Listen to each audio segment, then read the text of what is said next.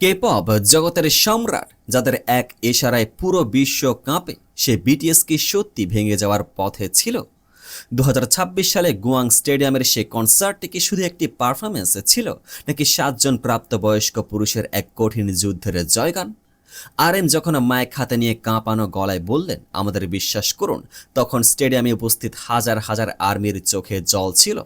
কি এমন ঘটেছিল পর্দার আড়ালে? কেন জংকুককে মাঝরাতে লাইভে এসে ক্ষমা চাইতে হলো? আজ আমরা বিটিএস এর সেই অজানা এবং অন্ধকার সময়ের গল্প বলবো, যা আপনাকে নতুন করে ভাবতে বাধ্য করবে। বিটিএস মানে রেকর্ড, বিটিএস মানে সাফল্য, কিন্তু সাফল্যর চূড়ায় দাঁড়িয়েও কি একাকিত্ব গ্রাস করেছিল তাদের?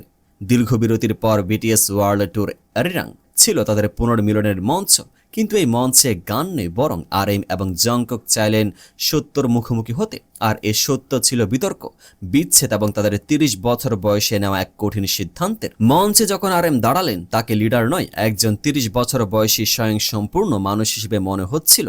তিনি সরাসরি কথা বললেন 2025 সালের সেই কুখ্যাত লাইভ স্ট্রিম নিয়ে, যেখানে তিনি স্বীকার করেছিলেন পর্দার আড়ালে তারা এক সময় দ্বিধায় ছিলেন, গ্রুপটিকে আসলে চালিয়ে যাওয়া সম্ভব। আরএম এর কথাগুলো ছিল তীরের মতো সোজা। তিনি বললেন, আমরা অসংখ্যবার ভেবেছি আমাদের কি এখনই থেমে যাওয়া উচিত। আমরা কি বিচ্ছেদে ঘোষণা করব, নাকি অনির্দিষ্টকালের জন্য বিরতি নেব? ভাবুন তো একবার, যে গ্রুপটি পৃথিবীকে জয় করেছে, তারা নিজেদের ভেতরে কতটা ভেঙে পড়েছিল। কিন্তু কেন তারা ফিরে এলেন? আরএম স্পষ্ট করে দিলেন, এটি কোনো চুক্তি নয়, বরং 7 জন ইন্ডিপেন্ডেন্ট অ্যাডাল্ট এর স্বেচ্ছায় নেওয়া সিদ্ধান্ত। তারা চাইলে ব্যক্তিগত কেরিয়ার নিয়ে সুখে থাকতে পারতেন, কিন্তু তারা বেছে নিয়েছেন একে অপরকে। তাদের এই চেঞ্জ বা পরিবর্তনকে মেনে নেওয়ার জন্য তিনি ভক্তদের কাছে একবার সুযোগ চেয়েছেন। অন্যদিকে গোল্ডেন মাকনে জংকুক 2026 সালে শুরুর দিকে এক গভীর রাতে করা লাইভ স্ট্রিম তাকে বিতর্কের তুঙ্গে নিয়ে এসেছিল। মদ্যপ অবস্থায় অসংলগ্ন কথা, গালাগালি এবং তার ব্যক্তিগত জীবন নিয়ে খোলামেলা আলোচনা। নেটিজেনদের একাংশ তাকে ছেড়ে কথা বলেনি। অনেকে ভেবেছিলেন জংকুক হয়তো পথ হারিয়ে ফেলছেন, কিন্তু স্টেডিয়ামের আলো যখন জংকুকের উপর পড়ল, তার চোখে কোনো অপরাধবোধ নয়, বরং ছিল দৃঢ়তা। তিনি স্বীকার করলেন তিনি মানুষ, তারও ভুল হয়। তার সেই বিতর্কিত মুহূর্তগুলো ছিল তার একাকিত্বের প্রতিফলন, কিন্তু তিনি হার মানেননি। তিনি ভক্তদের কথা দিলেন, আমার শরীর ভেঙে যাওয়া পর্যন্ত আমি তোমাদের জন্য কাজ করব। এটি কি শুধু একটি প্রতিশ্রুতি, নাকি নিজেকে নতুন করে প্রমাণের লড়াই?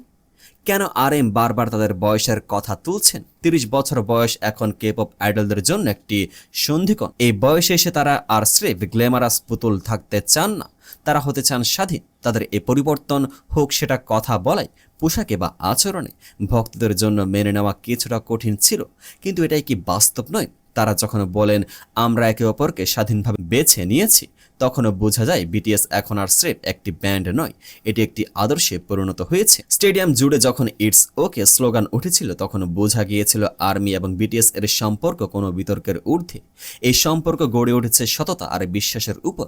আরএম এবং জংকুক প্রমাণ করেছেন যে তারা বিতর্ককে ভয় পান না, বরং সেটাকে মোকাবেলা করে সামনে এগিয়ে যেতে চান। বিটিএস কি বদলে গেছে? হ্যাঁ, তারা বদলেছে। তারা আগের চেয়ে অনেক বেশি পরিণত, অনেক বেশি সাহসী। তারা দেখিয়ে দিয়েছেন যে প্রাপ্তবয়স্ক হওয়ার মানে হল নিজের সিদ্ধান্তকে দায়িত্বে নেওয়া। বিতর্ক থাকবে, কিন্তু 7 জন মানুষ যখন একে অপরের হাতে শক্ত করে ধরে রাখেন, তখন পৃথিবী থমকে যেতে বাধ্য। আপনার কি মনে হয় আরএম এবং জংকুকের এই খোলামেলা স্বীকারোক্তি কি আপনাদের মনে তাদের প্রতি সম্মান আরও বাড়িয়ে দিয়েছে? কমেন্টে আমাদের জানান। আর আমাদের এই বিশ্লেষণ ভালো লাগলে সাবস্ক্রাইব করে সাথে থাকুন। দেখা হবে পরের ভিডিওতে। পেজটিকে ফলো করে পাশে থাকুন।